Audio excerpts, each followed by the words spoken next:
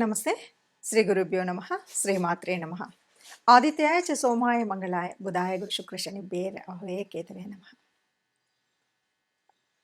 2025 జనవరి మాసానికి మాస ఫలితాలు. 2025 జనవరి అనగానే అందరికీ ఒక ఆలోచన ఏంటంటే ఈ సంవత్సరం ఎలా ఉంటుంది అని. నిజానికి అందరికీ కూడా ఆంగ్ల నూతన సంవత్సర శుభాకాంక్షలు. జనవరిలో మరి కొత్తగా మనకేం మార్పు ఉంటుంది ఏంటి అంటే, నిజానికి మన సనాతన ధర్మంలో ఉన్న శాస్త్రీయతలో మనం ఎప్పుడు కూడా సంవత్సర ఫలితాలనేవి తెలుసుకునేటప్పుడు ముఖ్యంగా ఉగాది నుండి ఉగాది వరకే మనం తెలుసుకుంటాం. కానీ ఇది మన కన్వీనియన్స్ కోసం పెట్టుకున్నటువంటి గ్రెగేరియన్ క్యాలెండర్ ప్రకారంగా కొత్త సంవత్సరం ఆంగ్లేయులు ప్రపంచవ్యాప్తము ఇదంతా ఒకటి సిద్ధాంతం ఉంది కాబట్టి ఆంగ్ల నూతన సంవత్సరం అని చెప్తున్నాం. కానీ ప్రతి మాసంలో ఎలాగైతే మన గ్రహాలు గోచార రీత్యా సంచారం జరుగుతూ ఉంటుందో అదే ఉంటుంది. ఇక్కడ కొత్తగా ప్రకృతిలో వచ్చేటువంటి మార్పు కానీ గ్రహాల యొక్క గమనంలో కానీ ఎప్పుడు వాటి స్థితిని బట్టి అంటే ఒక్కొక్క గ్రహానికి ఒక్కొక్క రాశి మారడానికి కొంత సమయం పడుతుంది. చంద్రుడికైతే 2.5 రోజులకి ఒకసారి, అలాగే మరి ఇంకా మిగతా వాటికి ఒక శనిగ్రహం చూస్తే మనకు తెలుసు 18 అంటే చాలా పెద్ద గ్రహాలకు ఒకలాగా, చిన్న గ్రహాలకు ఒకలాగా, నెల లోపల తిరిగే వాటికి 45 రోజుల్లో తిరిగేవి. రవి లాంటి వాడు కరెక్ట్గా నెల వచ్చేసరికి మారుతూ ఉంటాడు. ఇలాంటివి గ్రహాల యొక్క గమనం ఉంటుంది. మరి ఇలా ఉన్నప్పుడు జనవరి మాసంలో ఎలా ఉంటుంది, ఏ రాశి అంటే గోచార రీత్యా ఏ రాశిలో ఏ గ్రహాలు ఉన్నాయని కనుక మనం ముందు చూసినట్టయితే ఈ మాసంలో మనకు ముందు నుండి ఉన్నట్టుగానే రాహు మనకి మీనరాశిలో ఉంటుంది, కేతువు కన్యారాశిలో. ఈ దాదాపుగా చాలా నెమ్మదిగా కదిలేటువంటి గ్రహాలు కాబట్టి ఇప్పుడప్పుడే మారే పరిస్థితి లేదు అన్నట్టుగా మనకు కొంత కాలం నుండి ఉన్నాయి. సరే, గురువు వృషభంలో ఉన్నాడు, సేమ్ వక్రించే ఉన్నాడు. తర్వాత కర్కాటక రాశిలో ఉన్నటువంటి కుజుడు మళ్ళీ వక్రగతిలో ఉన్నాడు. కాకపోతే ఈ నెల 21వ తారీఖు మళ్ళీ వెనక్కి వెళుతూ ఉన్నాడు, అంటే మిథున రాశిలోకి వెళుతూ ఉన్నాడు. తర్వాత ఇక బుధుడి దగ్గరికి వచ్చేసరికి వృచ్చికంలో ఉన్నాడు, 4వ తారీఖు మారి ఆయన ధనుసులోకి వెళ్తాడు. ఆ తర్వాత మళ్ళీ 25వ తారీఖు వచ్చేసరికి మకరంలోకి ప్రవేశిస్తాడు. ఇది మనకు బుధుడి యొక్క గ్రహస్థితి. ఇక రవి ప్రతి మాసానికి ఒకసారి మారుతూ ఉంటాడు. ముఖ్యంగా ఈ మాసంలో రవి యొక్క ప్రత్యేకత చాలా ఎక్కువ. ధనుసు రాశిలో ఉన్నటువంటి రవి మకరంలోకి మారడం వల్లే మనకి కొన్ని మార్పులు, ఉత్తరాయణ కాలం రావడం కానీ మకర సంక్రాంతి రావడం కానీ జరుగుతుంది. అలా రవి మకర రాశిలోకి ప్రవేశిస్తాడు. ఇక శుక్ర శనులు ఇద్దరూ కూడా మనకి కుంభరాశిలో కనిపిస్తారు. మీనరాశిలో రాహు ఉన్నాడు అని చెప్పుకున్నాం. అయితే శుక్రుడు 28వ తారీఖు మనకి మీనరాశిలోకి వెళ్ళడం అనేటువంటిది ఉంటుంది. మరి ఇలాంటి గ్రహస్థితి ఉన్నప్పుడు అంటే గ్రహాల యొక్క గమనం ఇలా ఉంది.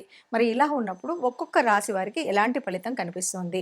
ఎందుకు అంటే మనకి కొన్ని యోగించే గ్రహాలు ఉంటాయి, కొన్ని యోగించని గ్రహాలు ఉంటాయి. గ్రహాల యొక్క స్థితి, యుతి, దృష్టి వీటన్నింటి మీద మన యొక్క గ్రహస్థితి ఉంటుంది. ఏ మాసానికైనా, ఏ పక్షానికైనా, వారానికైనా దినఫలాల వరకు చూసుకున్నప్పటికి కూడా ఏ రోజుకి ఆ రోజు మారుతూ ఉంటుంది, ఎప్పటికప్పుడు ఉంటుంది. అలా మారుతున్నప్పటికి కూడా మనం దినఫలాలు చూసుకునే వాళ్ళు ఉంటారు, వారఫలాలు ఇలా చూసుకుంటూ ఉంటాం. దీనికి కారణం ఏమిటి అంటే ఏదైనా సరే జరగబోయే పరిస్థితులలో వచ్చేటువంటి గ్రహాల మార్పు వల్ల మనకి ఏదైనా అనారోగ్యం, లేకపోతే ఆర్థిక ఇబ్బంది, లేక ఉద్యోగ చలనం ఇలాంటివి ఏవైనా ఉన్నప్పుడు దానికి తగు జాగ్రత్త తీసుకోవడం కోసం, లేదా కొన్నిసార్లు ఆ గ్రహాలని సంతృష్టి పరచడం కోసం మనం చేసేటువంటి గ్రహాల యొక్క పరిహారాలు ఇవి తెలుసుకుంటే గనక మనకు రాబోయే కష్టం నుండి కొంత తగ్గించుకోవడం, లాభం ఉంది అంటే దాని సద్వినియోగం ఎలా చేసుకోవాలి అనేటువంటి విషయాలు తెలుసుకోవడం కోసం మాత్రమే మనం ఎప్పుడూ కూడా ఈ గ్రహాల యొక్క ఫలితాలను అంటే మాస ఫలితాలు కానీ, వార ఫలితాలు కానీ, పక్ష ఫలితాలు కానీ, దిన ఫలితాలు కానీ తెలుసుకుంటూ ఉంటాం. అందులో భాగంగా మరి 2025 జనవరి మాసానికి మాస ఫలితాలు మనం ముందుగా రాశి వారీగా అంటే ఒక్కొక్క రాశి 12 రాశులకు ఫలితాలు తెలుసుకుందాం. తదుపరి 2025 జనవరి మాస ఫలితాల్లో కుంభరాశి వారికి ఎట్లా ఉంది అంటే జన్మరాశిలోని శుక్రుడు అనుకూలంగా ఉంటాడు, 2వ ఇంట్లో రాహు కూడా అనుకూలంగా ఉంటాడు, కుజుడు 25 వరకు అనుకూలంగా ఉంటాడు, రవి 14వ తారీఖు వరకు ఉంటాడు. అంటే మొదటి పక్షం అంతా బ్రహ్మాండంగా అంగరంగ వైభవంగా ఉంటుంది ఈ రాశి వారికి అని చెప్పొచ్చు. చెప్పాలి అంటే ఇప్పటి నుండి మనం ఇందాక నుండి చెప్పుకుంటున్నటువంటి 12 రాశుల్లో అన్నింటికంటే ఈ మాసంలో బాగా ఆనందంగా శుభకరంగా ఉండేటువంటి రాశి ఎవరు అంటే కుంభరాశి వారే అని చెప్పొచ్చు. వీళ్ళకి ఆత్మవిశ్వాసం ఎక్కువగా ఉంటుంది. మొదటి 15 రోజులలో అనుకున్న పని అనుకున్నట్టు చేయడానికి ఉంటుంది. ఆర్థికంగా బావుంటుంది. ఉద్యోగరీత్యా బావుంటుంది. చదువు రీత్యా బావుంటుంది. కుటుంబ రీత్యా బావుంటుంది. సమాజ రీత్యా అంటే సమాజంలో మనం కలిసిమెలిసి ఉండేటువంటి తీరు గానీ, ఆలోచన విధానం గానీ, సంఘంలో ఉండేటువంటి మానసిక స్థితి గానీ అన్నీ అనుకూలంగా ఉంటాయి. మనం ఏది చెప్తే అది ఉంటుంది. అయితే 15 తర్వాత కొద్దిగా మార్పుంటుంది. అంటే మొదటి పక్షం అంతా బ్రహ్మాండంగా ఉంది. పట్టిందల్లా బంగారం. మరి రెండవ పక్షంలోకొచ్చేసరికి ఎలా ఉంది కుంభరాశి వారికంటే కొద్దిగా అననుకూలత ఉంటుంది. ఈ ఫలితాలన్నీ గూడా ఎందుకంటే రవి మారాడు, కుజుడు మారిపోతున్నాడు 21 తర్వాత ఇలా మారుతున్నాడు కాబట్టి ఈ పరిస్థితుల్లో కొద్దిగా మనకు ఇబ్బంది కలిగేటువంటిది ఉంటుంది. ఇబ్బంది అంటే పెద్ద నష్టం అని కాదు. కొద్దిగా మనం ఆర్థిక పెట్టుబడిలో గానీ, వచ్చినటువంటి ధనాన్ని సరిగ్గా సమన్వయం చేసుకోవడం కానీ, మాట్లాడేటప్పుడు గానీ, ఇప్పుడు నిన్న మొన్నటి వరకు నువ్వే దేవుడు అనేవాడు అక్కడికొచ్చేసి మరుసటి రోజు తిడితే ఎంత బాగోదు. ఎంత మానసికంగా, శారీరకంగా ఉంటాం. అలాంటి పరిస్థితి రావద్దు అంటే మన మర్యాదను మనం నిలబెట్టుకోవాలి. మర్యాదను ఎప్పుడు నిలబెట్టుకుంటాం? మనం మాట్లాడేటప్పుడు తగు జాగ్రత్తగా మాట్లాడినట్టయితే ఏ ఇబ్బంది రాదు. ఏ పోట్లాట రాదు. అట్లాగే ఆర్థిక వ్యవస్థలో మనం పెట్టేటువంటి ప్రతి ఖర్చు లెక్కతో అవసరానికి అనుగుణంగా అవసరమైనప్పుడే అంతేగాని కొన్నిసార్లు ఏం చేస్తుంటాం అంటే డబ్బుంది కదా అని అనవసరపు ఖర్చులు ఎక్కువ చేస్తూ ఉంటాము.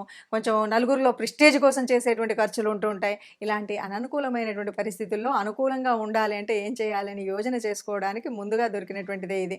కాబట్టి రెండవ పక్షంలో చాలా జాగ్రత్తగా ఉన్నట్టయితే ఏ ఇబ్బంది లేకుండా కుంభరాశి వారు హాయిగా ఆనందంగా ఉంటారని చెప్పొచ్చు.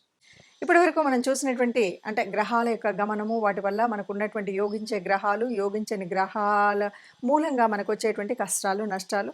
ఇప్పటివరకు కొన్ని రాసులకి అర్ధాష్టమ శనిలో ఉన్నారు. కొన్ని రాసులు ఏళ్ళనాటి శనిలో ఉండి చివరి దశలో ఉన్నారు. ఇలాంటి పరిస్థితుల్లో మనము ఎలా ఏంటి అంటే గనక ఆలోచించినట్టయితే మరి గ్రహాల యొక్క అనుకూలత ఉండాలి. ఇష్టదేవత యొక్క అనుగ్రహము ఉండాలి.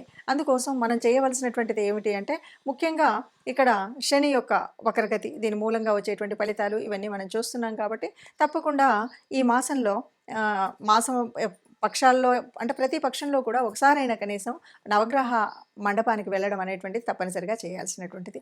మనం రాశి వారిగా చెప్పుకుంటున్నటువంటి మనం మన రాశిలో చెప్పుకున్నటువంటి గ్రహాల అనుకూలత కోసం తప్పనిసరిగా మూల మంత్రాలని చదువుకోవడం ముఖ్యమైనటువంటిది. అంతేకాదు మొదటగా ఉన్నటువంటి ధనుర్మాస పరిస్థితి దానివల్ల విష్ణు రూపాల్లో ఏ రూపాన్నైనా మనం ప్రార్థించడము, అలాగే శివాలయానికి వెళ్ళడం ఈ 2 తప్పనిసరిగా చేయాలి. ఇవేవి మనకు వీలు కాలేదు. ఎలా చేయాలి? ఏం చేయాలి?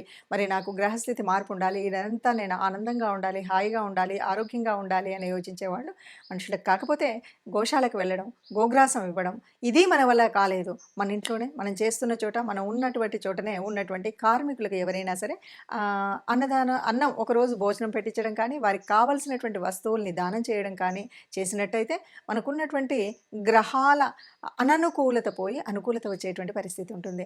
ఎవరైనా సరే అందరం అనుకూలంగా ఉండాలి, గ్రహాల అనుకూలంగా ఉండాలి, దేవతల యొక్క అనుగ్రహం ఉండాలి. దీనికి కూడా దేవతానుగ్రహం కోసం ఇష్టదేవతా ప్రార్థన అనేటువంటిది మర్చిపోకుండా చేయాలి.